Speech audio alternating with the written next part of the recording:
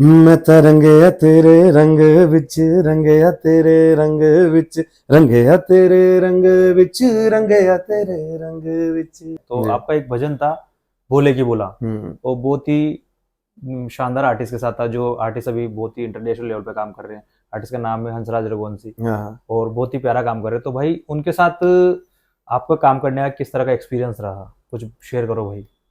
Experience क्या, भाई ने मुझे लॉन्च किया था।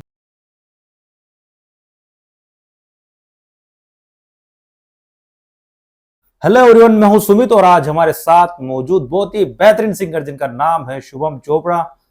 हेलो भाई, कैसे हो भाई? मैं बिल्कुल आनंद में हूँ, बहुत बढ़िया लग रहा है। आप कैसे हैं? आप सुनाइए। मैं भी बहुत बढ़िया हूँ भाई, और आज तो बहुत ही ज्यादा अच्छा लग रहा है क्योंकि शिमला से भाई आर्टिस्ट है और बहुत ही प्यारी जगह से, और जितनी प्यारी जगह है वो उतनी ही प्यारी इनकी आवाज है। तो इसी के साथ हमारा पॉडकास्ट स्टार्ट करते हैं। भाई मैं सबसे पहले आपसे ये पूछना चाहूंगा, आपकी आज तक की म्यूजिक जर्नी किस टाइप की रही? मेरी म्यूजिक जर्नी काफ़ी हार्ड रही है भाई। अगर शुरुआत करते हैं, अभी मैं खुद को बड़ा सौभाग्यशाली समझ रहा हूँ कि आपने कहा कि आप मुझसे मिलना है, पॉडकास्ट करना है। मेरे लिए बड़े सौभाग्य की बात है। बड़ा अच्छा लगता है जब ये मेहनत है, ये वो जर्नी का पार्ट है कि जब आप अच्छा काम करते हैं तो धीरे धीरे सब लोग मिलना चाहते हैं। आप अपने बारे में बता सकते हैं कुछ भी, ये वो प्लेटफॉर्म्स है, सोशल मीडिया वो प्लेटफॉर्म है। और अगर मैं अपनी बात करूं गाने की, तो गाना तो मैंने बहुत टाइम बाद शुरू किया था। तकरीबन कितना टाइम हो गया होगा आपको जब से आपने ये स्टार्ट किया? मैं पहले, अगर आप पुरानी बात करें तो मैं सिंगर नहीं था। अच्छा। मैं मिमिक्री आर्टिस्ट था। फिर उसके बाद मैंने एंकरिंग शुरू करी, एंकरिंग का काम करता था मैं। तो आज भी कई लोग मुझे जानते हैं इसी, उनको यही था कि ये होता है ना, जैसे हाँ एकदम से हाँ। चेंज ही सिंगर कैसे बन गया। तो अब मैं सिंगर हूँ। उसके बाद मैंने प्रॉपर सीखा भी, और सीखने के बाद मैंने पढ़ाई भी इसी में करी। तब फिर अब मुझे आप कह सकते हैं मैं सिंगर हूँ। और अगर पुरानी बात करें तो आप ये भी कह सकते हैं कि आप मिमिक्री आर्टिस्ट भी हैं, लेकिन मैंने वो चीज़ें अब मैं वो नहीं करता। तो भाई आपको पता कब लगा कि भाई अपने को सिंगिंग करनी चाहिए और सिंगिंग लाइन में आगे जाना चाहिए? सिंगिंग का ये समझ लो, इसमें मेरे पिताजी की अहम भूमिका है। अच्छा। उन्होंने एक शर्त रखी थी कि अगर आपने गाना करना है तो उसको प्रॉपर सीखो। तो सीखना बड़ा ज़रूरी है। तो अब उन्होंने उन्होंने कहा था कि सीखो आप। फिर मैंने सीखना शुरू किया। अच्छा। नहीं, किसी को गाना सुन के हम्म। लगा हो कि भाई आपको सिंगिंग करनी चाहिए इस तरह से, या फिर नहीं। अपने आप ही माइंड में आया हाँ कि भाई एक, अपन को? हाँ एक शौक होता था कि जैसे हम किसी को परफॉर्म करते हुए देखते हैं। जैसे मेरी मदर है, हाँ हाँ। वो एक रेडियो आर्टिस्ट है, हिमाचल अच्छा। में रेडियो आर्टिस्ट है। वो गाते हैं, रेडियो में गाते हैं। तो उनको देखते थे हम। तो उन्होंने काफ़ी ज़्यादा शोज़ भी किए हैं, रेडियो में भी गाया है। उनको देख देख के हमें भी क्रेज़ होता था कि यार गाना, लेकिन फिर भी उतना नहीं था। फिर भी हम जैसे मिमिक्री के शो करता था मैं, तो कॉमेडी शो करता था, उसी में ज़्यादा मेरा रुझान रहता हाँ था। हाँ। मैंने कभी नहीं सोचा था मैं सिंगिंग करूँगा। सिंगिंग ये होता था कि बीच में एक आधा गाना गा लिया। उस वक्त तो सीखे भी नहीं होते थे, वो बड़ा अच्छा लगता था कि एक आधा गाना गा लिया तो वाह जी वाह, बहुत कमाल है। तो फिर लोगों को पता लगा कि भाई आप अच्छा कर रहे हो, तो लोगों ने भी थोड़ा सा अपना रुझान दिखाया हाँ, आपको सिंगिंग की लोगों का अहम हिस्सा होता है ये हर एक चीज़ में। लोगों का एक अहम हिस्सा इसलिए होता है कि जब आप कोई भी चीज़ आप सोशल मीडिया पे डालते हो तो उसका एक रुझान आता है। उससे आपको पता लगता है कि आप क्या गा रहे हो और लोग आपसे क्या सुनना चाहते हैं। हम्म। तो एक आर्टिस्ट के जो स्ट्रगल टाइम जब चलता रहता है, तो एक टाइम के बाद आर्टिस्ट एक सक्सेस हो जाता है। हम्म। तो आपकी नज़र में सक्सेस का रियल मीन क्या है? भाई सबका अलग अलग नजरिया होता है सक्सेस को लेकर। किसी को लगता है कि भाई गाड़ी, घर, पैसा, ये सब होना सक्सेस होता है। तो एज एन आर्टिस्ट आप अपना ओपिनियन क्या देना चाहोगे, एक सक्सेस का रियल मीन क्या होता है आपके लिए?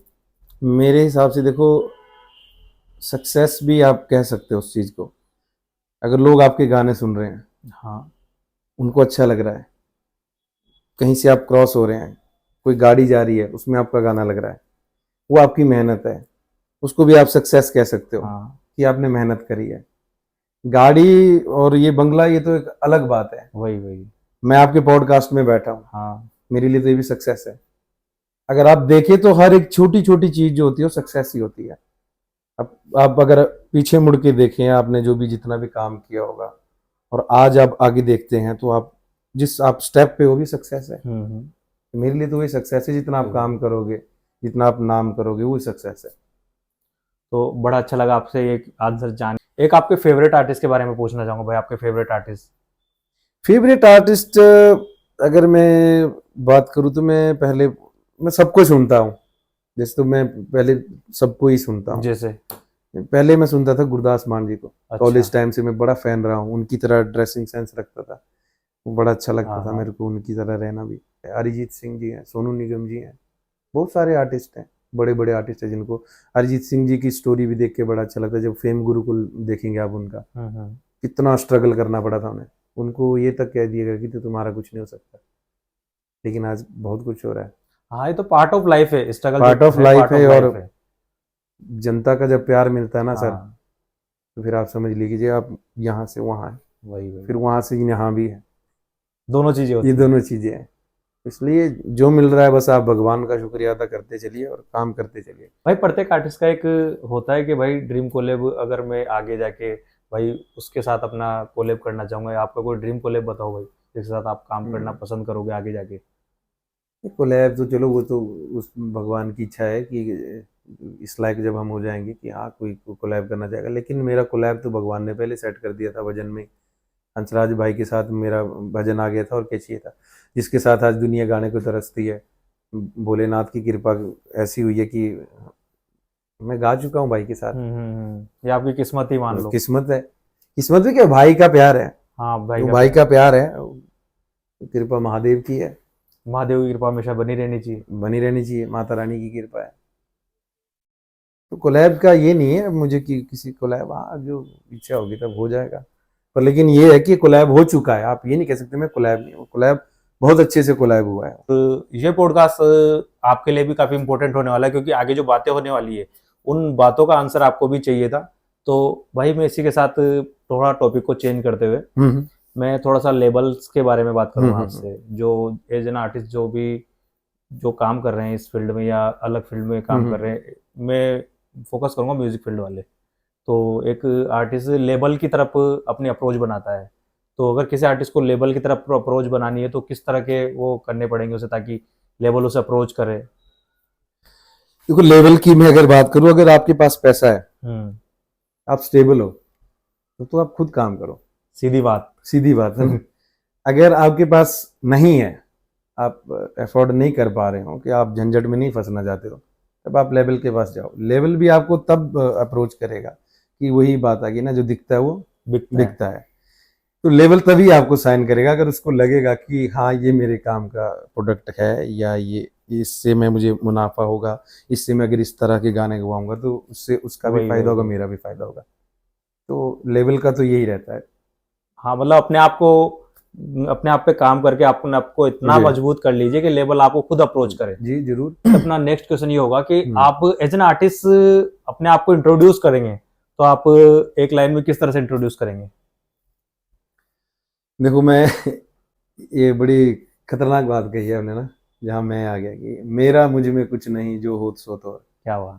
तो मैं तो भगवान के भरोसे चलता हूँ कि मैं जितना भी गा लूँ, मेरा सोचना ये है कि मैं जितना भी गाऊँ वो किसी के कान में चुभे ना भैया, लोग सुने तो बोले हाँ भी ठीक ठीक लग रहा है, अच्छा लग रहा है, गाना गा रहा है। मैंने आपके पुराने पॉडकास्ट भी देखे, काफी अच्छा जी बोला है आपने उसमें, और मैंने आपके भजन भी देखे, जी। भजन भी आप काफी प्यारे गाते हो। तो गाइस इसी के साथ में अपना नेक्स्ट क्वेश्चन भाई के सामने लाऊंगा कि अपना मेरा नेक्स्ट क्वेश्चन है कि आपके जो गाने हैं और भजन है उनमें से सबसे फेवरेट जो ट्रैक है उसके बारे में बताओ भाई, कौन सा ट्रैक है। फेवरेट में एक चमत्कारी बोल सकता हूँ, जिसका फीडबैक मुझे आज भी मिलता है, वो है रंगया गया माँ। वो एक चमत्कारी इसलिए है कि जब मैंने उसको रिकॉर्ड भी किया था तब भी मैं उतना खुश नहीं था कि यार मैंने कर तो दिया, अब इसको सुनेगा कौन। वो रिकी टी गिफ्ट रूरल भाई हैं हमारे, बहुत अच्छा म्यूज़िक बनाते हैं, उन्होंने इसका म्यूज़िक किया है, उनके पास मैंने रिकॉर्ड किया था ये वाला भजन रंगया गया माँ। तो आज भी जो भी मुझे सुनते हैं वो बोलते हैं कि इस भेंट जैसी भेंट नहीं है। जबकि एक टाइम पे मैं भी खुद परेशान हो गया था कि यार ये चलेगी कि नहीं, उस पे लाइक्स मैटर नहीं करते, लेकिन मेरे लिए वो चीज़ मैटर करती है कि आज भी लोग उसे सुनते हैं। कई लोग कहते हैं कि जब भी हम सुबह कहीं जाते हैं तो हमारी गाड़ी में ये भजन जरूर लगता है। तो अपने लिए एक बहुत अच्छी वाइब आती है उस भजन से, माता रानी की ऐसा लगता है जैसे कृपा होगी इससे। तो मेरे लिए तो वो बहुत अच्छा लगता है मुझे भी। जबकि मैंने उसमें विश्वास नहीं किया था कि ये चलेगा। हाँ, स्टार्टिंग में जब आपने बनाया उस टाइम लगा नहीं होगा भाई इतना रिस्पॉन्स हाँ, आएगा इस बच्चे मेरी का? मम्मी गाते थे इसको। अच्छा। ये जब हम छोटे छोटे थे तब सुना था मैंने मम्मी से, स्टार्टिंग की लाइन है। उसके बाद हमारा राइटर है उसने लिखा था, बग्गा नाम है उसको, उसने लिखा था। तो भाई वो भजन सुनना चाहेंगे हम। हाँ मैं जरूर उसको सुनाता, 2 लाइनें। मैं तो रंगया तेरे रंग विच, रंगया तेरे रंग विच, रंगया तेरे रंग विच, रंगया तेरे रंग विच, रंग आ गया हो मेरी मां, तेरे रंग विच मैं रंग आ गया, रंग आ गया हो मेरी मां, तेरे रंग विच मैं रंग आ गया, दुनिया दे रंगां विच मैं नहीं रंगया, दुनिया दे रंगां विच मैं नहीं रंगया, झूठे जेहे जग विच मैं नहीं रंगया, शेरा वाली गए मां, पहाड़ा वाली गए मां, जोता वाली है मां, मेरा वाली है मां, रंग आ गया हो मेरी मां, तेरे रंग विच मैं रंग आ गया, जयकारा शेरा वाली बहुत साचे दरबार की जय जय। और बहुत ही अच्छा भजन है ये। शुक्रिया शुक्रिया। और इसी के साथ हम पॉडकास्ट को आगे बढ़ाते हुए आपसे एक अपने जो अपकमिंग प्रोजेक्ट है उनके बारे में जानना चाहेंगे भाई। आपके आने वाले प्रोजेक्ट कौन कौन से हैं? मेरे अपकमिंग प्रोजेक्ट्स हैं, कुछ एक भजन आएंगे और कुछ एक पॉप जो लोग सुनना चाह पसंद करते हाँ हैं। हाँ। उस जो भी कुछ टाइम बाद हमारा गाना आ हम्म। सकता है उसका मैं आपका नाम बता कर जाता हूँ, सुन मेरी सोनिए करके आओ। अच्छा। वो गाना उसको हम दिल्ली में कर चुके हैं शूट। इंतजार होगा भाई उसका। हाँ उसका इंतजार है, अब लोगों का जो भी प्यार मिलेगा। आई थिंक वो हमने रिकॉर्ड 2 साल पहले कर दिया था, अच्छा। 2 साल पहले हम उसे रिकॉर्ड कर चुके थे, फिर कुछ और ट्रैक्स भी रेडी करने थे, तो अब उसकी बारी आई है। तो मैं कुछ टाइम से देख रहा हूँ कि आप जी एक म्यूजिक लेवल से साइन है। जी म्यूजिक लेवल का नाम है स्मार्ट वीक। जी। तो आपका जो लास्ट गाना था 1 से 1.5 साल पहले आया था। तो मैं इसको लेके क्या समझूं, बहुत ही तगड़ा काम आने वाला है हाँ या ऐसा फिर क्या है समझ भाई सकते हो इतना आप। टाइम हो चुका हाँ क्योंकि आप समझ सकते आर्टिस्ट का हो कोई ऐसा। काम आया नहीं है। हाँ समझ सकते हो आप। तो जर्नी है, जर्नी में बहुत कुछ सीखने को भी मिलता है। मेरे जो वोकल ट्रेनिंग होती है उसके हिसाब से कि जो नए नए गाने हैं आज की जनरेशन के हिसाब से जो गाने हैं, तो मुझे तो 4 बातें सीखने को मिल रही हैं। हाँ। तो जब सीखते हैं तो उसमें टाइम तो लगता ही है, फिर अब वो ऑन डिपेंड करता है कि लोगों को कैसा लगेगा। सारा सब कुछ अब लोगों के ऊपर डिपेंड है। वही वही आप कितने साल से म्यूजिक लेवल के साथ साइन हो? अभी तो मुझे आई थिंक 2 साल हुए हैं। तो मैं एक्सपीरियंस जानना चाहूंगा उसके साथ आपको एक्सपीरियंस किस टाइप का रहा? एक्सपीरियंस काफ़ी अच्छा है भाई, अच्छा। नई नई चीज़ें सीखने को मिलती है, अच्छे अच्छे स्टूडियोज़, बड़े बड़े स्टूडियोज़ में जाने का मौका मिलता है, रिकॉर्ड करने का मौका मिलता है, आपको अपनी कमियों के बारे में पता लगता है वही। कि कैसे गाया जाता है क्या है। तो वो चीज़ें सीखने को मिलती हैं, वो काफ़ी ज़्यादा अच्छी हैं। भाई आपकी शुरुआत भजनों से हुई है, मैंने जितना हम्म, आपके बारे में रिसर्च किया है तो जी। आपका एक भजन था बोले की बोला। हम्म वो बहुत ही शानदार आर्टिस्ट के साथ था, जो आर्टिस्ट अभी बहुत ही इंटरनेशनल लेवल पे काम कर रहे हैं। आर्टिस्ट का नाम है हंसराज रघुवंशी हाँ हाँ। और बहुत ही प्यारा काम कर रहे हैं। तो भाई उनके साथ आपका काम करने का किस तरह का एक्सपीरियंस रहा, कुछ शेयर करो भाई। एक्सपीरियंस क्या, भाई ने मुझे लॉन्च किया था। भाई मतलब ये समझ लो कि अब फैमिली मेंबर की तरह है, भाई तो बड़ा भाई है मेरा। भाई ने मुझे लॉन्च किया था अपने प्रोडक्शन पे। वो टाइम एक दौर एक ऐसा था मेरे लिए कि मैं कुछ समझ नहीं पा रहा था, तो जगह जगह धक्के खा रहा था, लेकिन दोस्त को पता लग जाता है कि क्या कर रहा है क्या नहीं। तब मुझे हंसराज भाई ने ही प्रेरित किया था कि भजन लिखो, भजन गाओ। तो मैंने पहली बार भजन लिखा था। आज भी वो मेरे घर पे तस्वीर है, जिस तस्वीर को देखकर मैंने अपना भोले बाबा का जो भजन है वो गाया हुआ है। उसका नाम था बोलेगी भोला भर देगा झोला, 3 लोग का मालिक मेरा शंकर बोला। आप सुन सकते हो आज भी जाके उसको यूट्यूब पे, भाई नहीं। के हाँ। प्रोडक्शन पे आओ, बाबा म्यूजिक पे आओ। भजन बहुत ही प्यारा है और हंसराज रघुवंशी जो जो बहुत ही अच्छे सिंगर है, वो भी अच्छे लेवल पे काम कर रहे हैं। बहुत ही अच्छा लगता हो क्योंकि अपने साथ वाले बंदे। अब आपने कोलैब की बात करी ना, हाँ। तो सब लोग के लिए ड्रीम कोलैब होंगे, सच चीज होंगी। मेरे लिए सच में वही एक ड्रीम कोलैब था कि मेरा भाई मेरे लिए वो कर रहा। अच्छा। ये नहीं कि मैंने कहा, भाई ने खुद मेरे को कहा कि ये लाइन, और उसे उन्होंने ही बताया, स्टूडियो में वही लेके गए थे, रिक्की भाई से उन्होंने ही मिलाया। हाँ।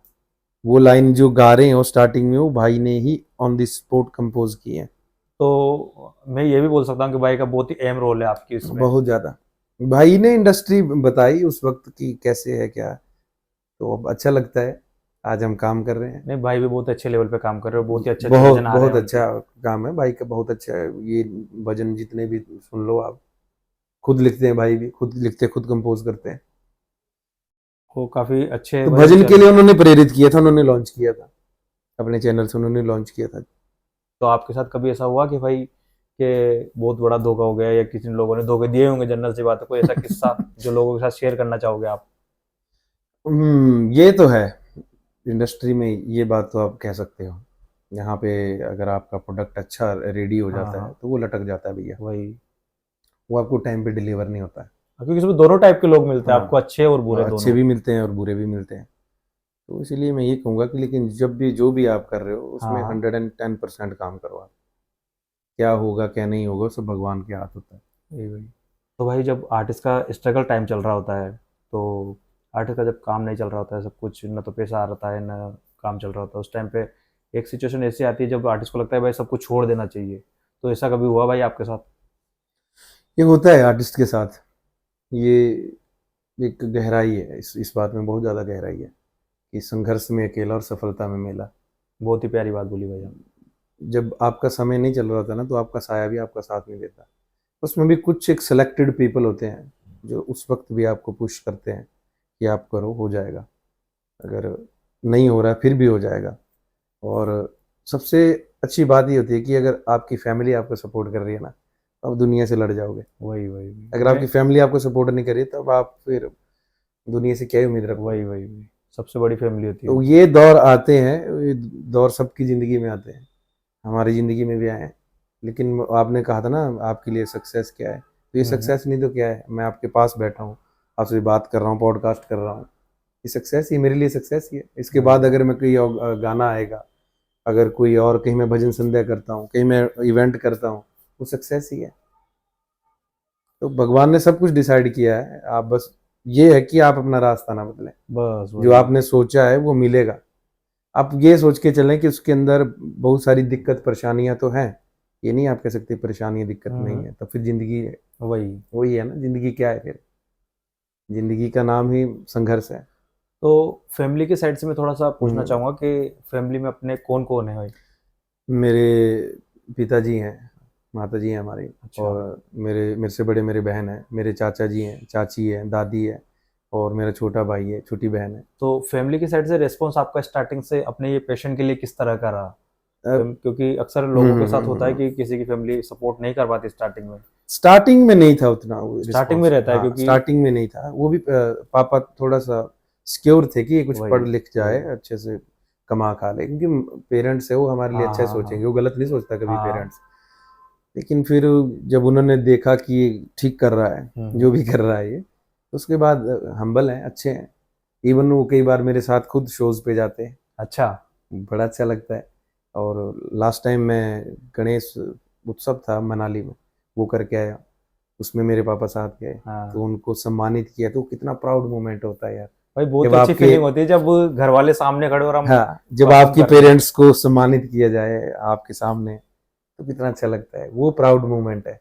वही मेरे वही। लिए वही प्राउड मोमेंट है कि हाँ, मेरी वजह से बहुत कुछ सुनना पड़ा है ना मेरे पेरेंट्स को, हाँ हाँ बहुत कुछ होता ही, आप समझदार हो खुद ही, वो जो आपका पॉडकास्ट देख रहे हो भी समझदार है। अगर कोई आर्टिस्ट है, हाँ तो अगर आर्टिस्ट भी नहीं है तब भी हाँ, बहुत सारी दिक्कतें आती है बहुत क्योंकि सारी दिक्कत आती है, लेकिन वो बड़ा अच्छा लगता है आज। अच्छा, कुछ दिन पहले सुना कि एक आपको अवार्ड भी मिला बेस्ट हाँ परफॉर्मर का। जी, तो भाई उसके बारे में कुछ बताओगे आप? वो भी मेरे लिए बड़ी अच्छी बात थी। मैं हिमाचल का मंडी है हमारा, हाँ हाँ। छोटी काशी के नाम से बोलते हैं, अच्छा वहाँ अंतर्राष्ट्रीय शिवरात्रि होती है, वहाँ देश विदेश सब जगह से लोग आते हैं। अच्छा, इंटरनेशनल लेवल पे होता है हाँ वो? इंटरनेशनल लेवल पे होता है। तो मैंने ऑडिशन देना था, अभी हालांकि मेरे बहुत सारे ट्रैक भी आए थे, तो मुझे मैंने ये सोच के गया था मैं कि ये रखूंगा मैं कि मेरे बहुत सारे ट्रैक है, हाँ हाँ तो मुझे क्या पता मिल जाए टाइम हाँ अच्छे से वही। गाने के लिए। तो भाई नहीं मिला। अच्छा। फिर पापा का था कि क्यों नहीं मिल रहा यार, तो पापा ने क्या किया कि एक फॉर्म था, वहाँ पे फॉर्म सबमिट करना था कि ये लोग पार्टिसिपेट कर सकते हैं। हम्म। उसमें था कि बेस्ट परफॉर्मेंस के लिए भी आप लड़ सकते हो, वॉइस ऑफ शिवरात्रि के लिए भी आप कर सकते हो। तो मुझे नहीं था पता कि पापा ने वो फॉर्म भरा है। अच्छा हाँ पापा ने अपने हिसाब हाँ, से भर पापा ने दिया। अपने हिसाब से भर दिया था। मैंने क्या है, मैंने ऑडिशन दिया और गाया अपने हिसाब से, और मैं ज़्यादा दिन नहीं रुका और मैं आ गया। और क्या हुआ कि मेरे साथ के लोग थे, उनको शोज़ का फ़ोन आ रहा है अच्छा।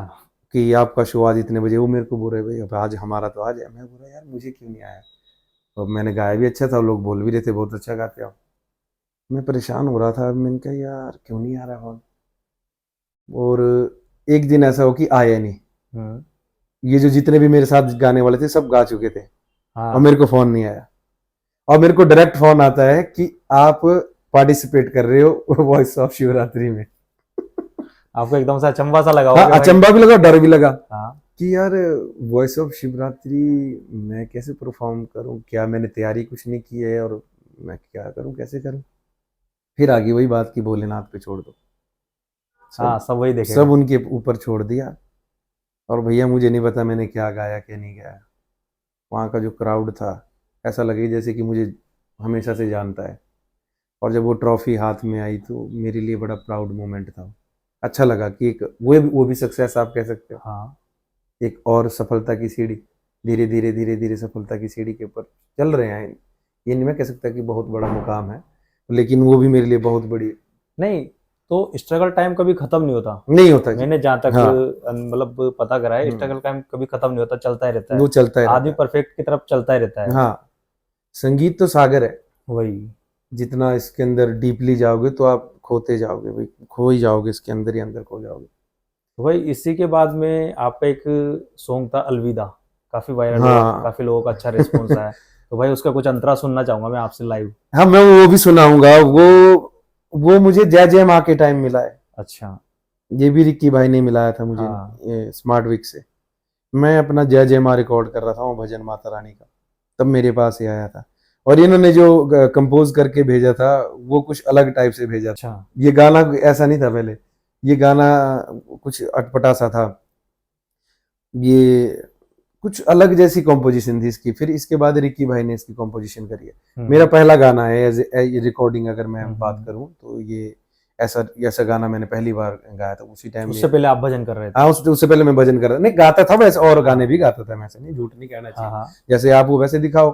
वही वही। और मैं तो दोनों तरफ गाता हूँ भाई। मुझे भजन पर अगर मैं अंदर से बात करूँ तो भजन गाना बहुत ज्यादा अच्छा लगता है। तो मैं भजन कर रहा था वहाँ जय जय माँ, तब मुझे अलविदा द अनटोल्ड स्टोरी मिला था कि ये ऐसा ऐसा है, तो इसको आप ट्राई कीजिए।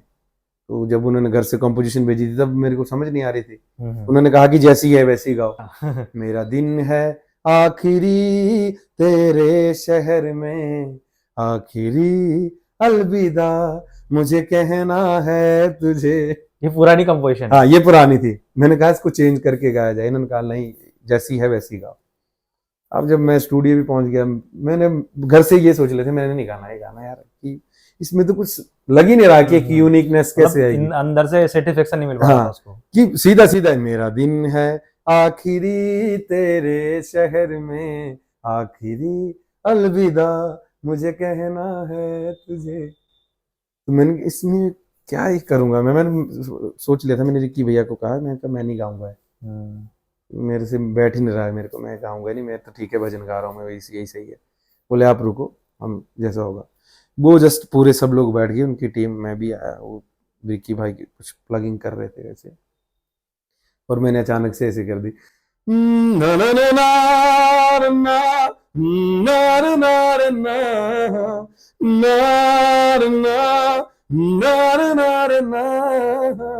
उन्होंने कहा ये क्या है। मैंने कुछ नहीं, बस ऐसे किया। बोले यही चाहिए।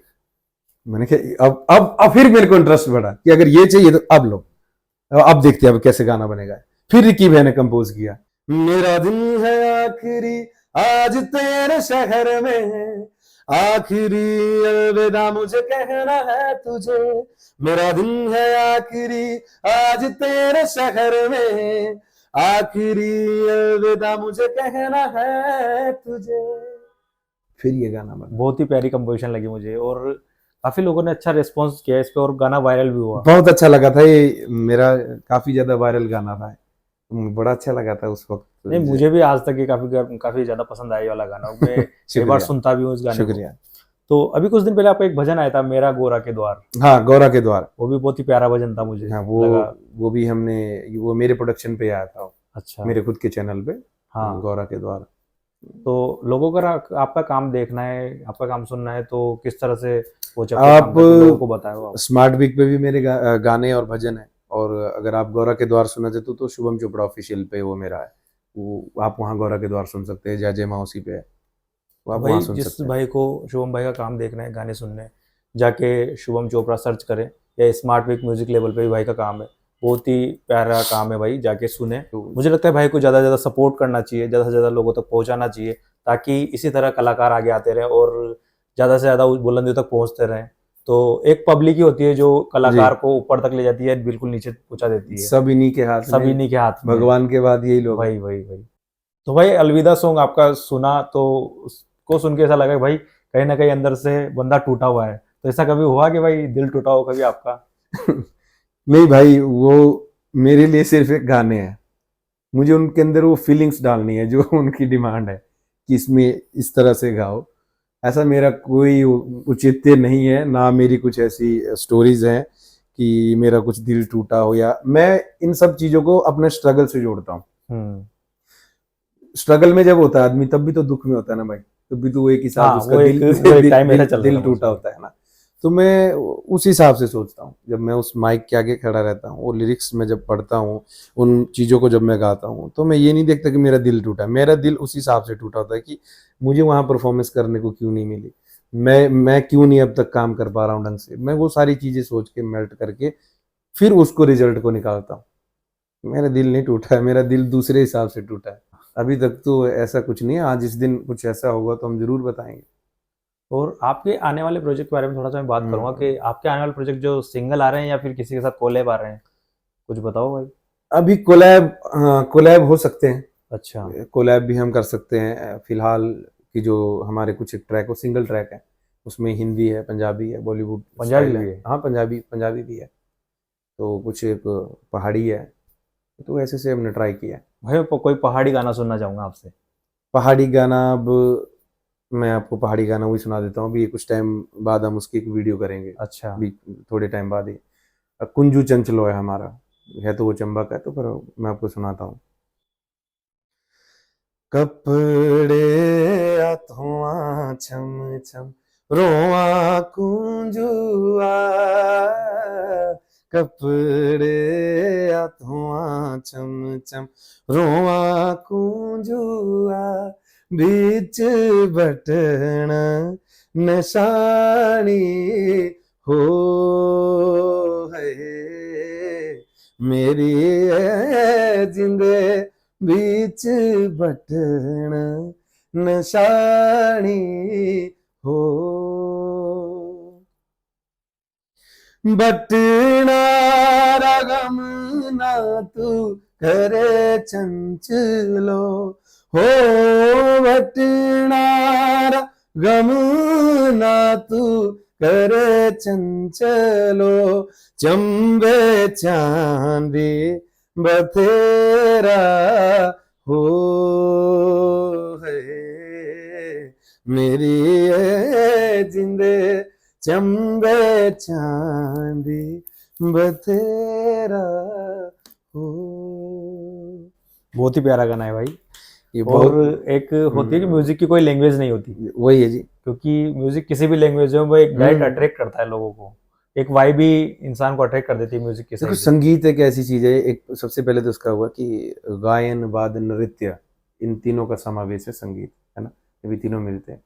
और संगीत आप देखो सुख में दुख में सब टाइम सुनता है। कोई बंदा सैड है, जैसे आपने बोला कि दिल टूट हाँ गया, हाँ हाँ। वो ईयरफोन लगा के सैड सॉन्ग सुन रहा है। कोई हैप्पीनेस है तो वो खुशी वाले गाने कोई सुन रहा है, पार्टी कर रहा है। पार्टी वाले गाने सुन रहा है। अब कोई भक्ति में है तो उसमें वो भजन लगा के सुन रहा है। हर मूड में हर म्यूजिक। मूड पे संगीत है, संगीत हर जगह मौजूद है। भाई मैंने आपके पहले ही पॉडकास्ट देखे, कभी कोई ऐसा क्वेश्चन लगा आपके भाई जो किसी पॉडकास्ट में नहीं पूछा गया और आपको लगता है भाई पूछना चाहिए था, पर ऐसा कोई क्वेश्चन? मैं देखो और सच बोलूं, मुझे पॉडकास्ट पे बोला नहीं जाता, मुझे क्या कहना है, मैं तो ये कहता हूँ कि हाँ पर जो भाई बहुत अच्छा बोल रहे हो आप। ये तो अब आपके चाहने वाले, आपकी जनता बताएगी कि मैं उतना बोल ही नहीं पाता हूँ, कि मुझे पता नहीं लगता क्या क्वेश्चन है क्या आंसर है। मैं तो ये कि हाँ जो भी आप सवाल कर रहे हो काफी ज्यादा अच्छे हैं। नहीं, कभी कोई ऐसी बात होती है आर्टिस्ट के माइंड में कि हम्म। भाई इस बारे में लोगों ने किसी ने पूछा नहीं और बताना चाहते हैं, तो ऐसी कोई बात? नहीं, ये भी क्वेश्चन आपका अच्छा था, जो आपने कहा ना कि आपका क्या दिल टूटा है, ये मुझे बड़ा अच्छा लगा क्वेश्चन, ये मैं क्लेरिफाई किया तो वो मुझे अभी काफी ज्यादा अच्छा लगा। अदरवाइज लोगों की धारणा ये रहेगी कि ये ऐसे गाने गाते तो शायद इसके साथ कुछ हो वही रखा वही होगा। वही तो ये मुझे अच्छा हाँ। लगा क्वेश्चन आपका। तो भाई क्या मैसेज देना चाहोगे आप, जो अब जिनका भी स्ट्रगल टाइम चल रहा है उन सब लोगों को जो आज पॉडकास्ट देख भी रहे हैं? देखो, हार मत मानो, आप अपनी जिंदगी के हीरो हो, बस ये मान के चलो। पर जो आप काम कर रहे हो उसको 110% तरीके से करो। आज नहीं तो कल, कल नहीं तो परसों, लेकिन एक ना एक दिन जरूर आता है भैया। तो मैं यही कहूंगा आपको कि बस जो भी आप कर रहे हो उसको शिद्दत से करो बस। तो भाई बड़ा अच्छा लगा आपसे मिलके, और मैं सौभाग्य मानना नहीं, चाहूंगा मैं भाई खुद का सौभाग्य कि मान रहा हूँ। आज हमारे साथ आप देखो सुमित जी, ऐसा है कि आप परेशान तब हो जाओगे जब आप दूसरों की लाइफ देखोगे, तब आप ज्यादा परेशान रहना शुरू हो जाओगे। हाँ इससे बढ़िया अगर हम अपने ऊपर ही काम करें ना, अपने ऊपर जब हम काम करेंगे तो हमारे को वक्त नहीं लगेगा कि हम दूसरे के बारे में सोच पाए। एक छोटा सा एग्जाम्पल है, जब आप एग्जाम देने जाते हो ना, तो चलो मैं आप अपने आप को वो स्टूडेंट मान लेता हूँ जिसे नहीं आता है, आपको मैं मान लेता हूँ जो पढ़ा लिखा है, क्योंकि आप चश्मा भी लगाया, आप पढ़े लिखे हो।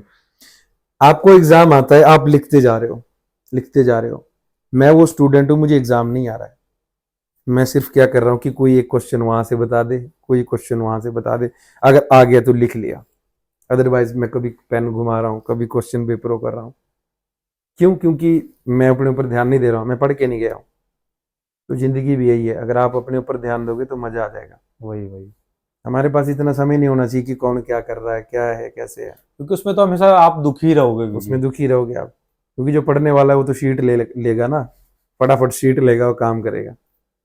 इसलिए आप अपने काम के ऊपर फोकस करो और मस्त रहो, भगवान के ऊपर भरोसा रखो। तो इसी के साथ हम पॉडकास्ट को आगे बढ़ाते हैं। और शुभम भाई के बारे में आपने बहुत ही देख ही लिया होगा, अपने शुभम भाई बहुत ही प्यारे आर्टिस्ट हैं, और आगे भी बहुत सारे प्रोजेक्ट आ रहे हैं भाई के, और कुछ प्रोजेक्ट स्मार्ट पिक्स से आ रहे हैं, कुछ भाई के पर्सनल भी आ रहे हैं हाँ, शायद। पर्सनल चैनल से भी आएंगे। तो थैंक यू सो मच भाई, आपको हमारे शो पे आने के लिए मैं आपका बहुत आभार रहूंगा कि मैं आपने भी आपका हमारे दिल से धन्यवाद करता हूँ। शो के लिए टाइम निकाला। वो आपके राजस्थानी में क्या कहते हैं, खम्मा गणी की खड़ी खम्मा, घनी खम्मा। घनी खम्मा। राजस्थान का दिल से धन्यवाद, एंड सुमित भाई का भी दिल से धन्यवाद। हर हर महादेव, जय माता दी, हरे कृष्णा, राधे राधे, सबको प्यार मोहब्बत। तो इसी तरह आपके सामने बहुत सारे अच्छे अच्छे आर्टिस्ट लाता रहूंगा भाई। कमेंट में जाके बताएं कि आपको पॉडकास्ट कैसा लगा, और भाई के गाने जिस भाई ने जाके नहीं सुने हो जाके चेक करें, और ज़्यादा से ज़्यादा शेयर करें, ताकि ऐसे बहुत ही अच्छे अच्छे प्यारे प्यारे आर्टिस्ट आगे बढ़ते रहें, और इसी तरह मैं अपने शो पे इनको वेलकम करता रहूं। Thank you so much.